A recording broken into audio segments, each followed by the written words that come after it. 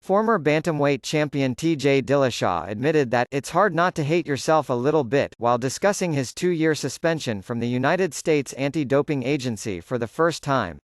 Appearing on Chael Sonnen's You're Welcome podcast, Dillashaw claimed that it had been hard to show his face in public while cornering his teammate Juan Archuleta for his Bellator 222 bout on the back of his failed test and subsequently vacating his UFC title.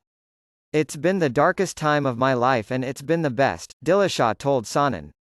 "Like I said, I have a 17-month-old son and that's been a great distraction for me. Thank goodness for him, because it's been tough for me, man.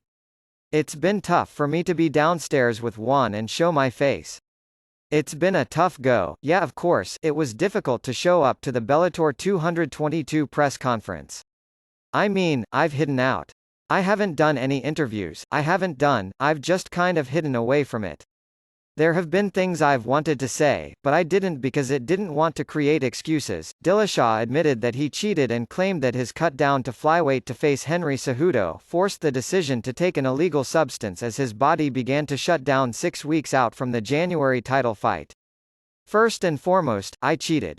I don't want to run around that, that's why I announced it even when USADA was coming out. I didn't want to create any excuses, I was like, look, this was it. I did it, I want to be up front with you guys. I didn't want to create any excuses about why I did it. I knew eventually I would talk about it and this is the first time I have." Dillashaw said. "I was so into doing something that was never done before. Not the two champs, obviously I wanted that more than anything, I wanted to prove I was the best in the world, but it was also to drop down to that weight class. I'm a lean 135er. I wanted to drop the weight class to go to the 125s, and I played it off on how easy it was going to be. I can do this, no problem, I always cut weight. I pushed my body to the extreme.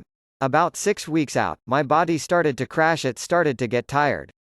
I started feeling like I didn't want to wake up for practice." After he discovered that his hematocrit level was down, the ratio of the volume of red blood cells to the total volume of blood, he decided to take a substance called Procrit, which he knew was banned.